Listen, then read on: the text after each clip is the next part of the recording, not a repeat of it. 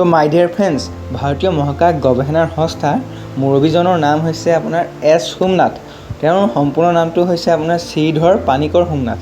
2022 চনৰ 14 জানুৱাৰীত 3 বছৰৰ বাবে ইছৰোৰ অধ্যক্ষ দায়িত্ব লয়। তো ফ্ৰেণ্ডছ, এছ সোমনাথে ইছৰোৰ অধ্যক্ষৰ দায়িত্ব লোৱা আগতে আছিলে আপোনাৰ ভাৰতীয় মহাকাশ গৱেষণা সংস্থাৰ মুৰব্বী ডক্টৰ কে শিৱম।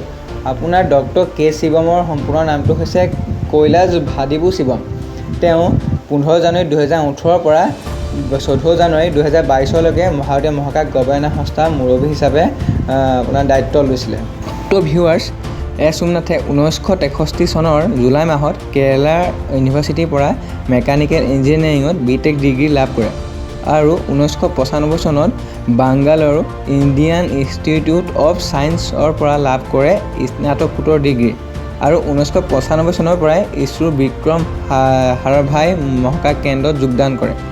তেওঁ পোলাৰ ছেটেলাইট লঞ্চৰ ভেহিকেল প্ৰজেক্টৰ মেনেজাৰ দায়িত্বত লাভ কৰে। এছ সোমনাথৰ আপোনাৰ দৰমহা প্ৰতি মাহে কিমান জানেনে? 2,50,000 টকা। তেওঁৰ জন্ম হৈছিলে আপোনাৰ জুলাই 1963 চনত। তেওঁৰ ঘৰ হৈছে আপোনাৰ আলপুৰা, আলিপি জিলাৰ কেৰালাত। তো ফ্ৰেণ্ডছ, এছ সোমনাথে আপোনাৰ চন্দ্ৰযান 3 লগতো জড়িত হৈ আছে, যিহেতু আপোনাৰ 14 জুলাই তাৰিখে এই চন্দ্ৰযান 3খন উৎক্ষেপণ কৰা হৈছিলে হৰিকোটা স্পেচ চেণ্টাৰৰ পৰা। আৰু লগতে আদিত্য L1 মিছন, যিহেতু ভাৰতৰ প্ৰথমটো মিছন, যিহেতু আপোনাৰ ছেপ্টেম্বৰ 2 তাৰিখে উৎক্ষেপণ কৰা হৈছিলে, ইয়াৰ লগতো জড়িত হৈ আছে এছ সোমনাথ।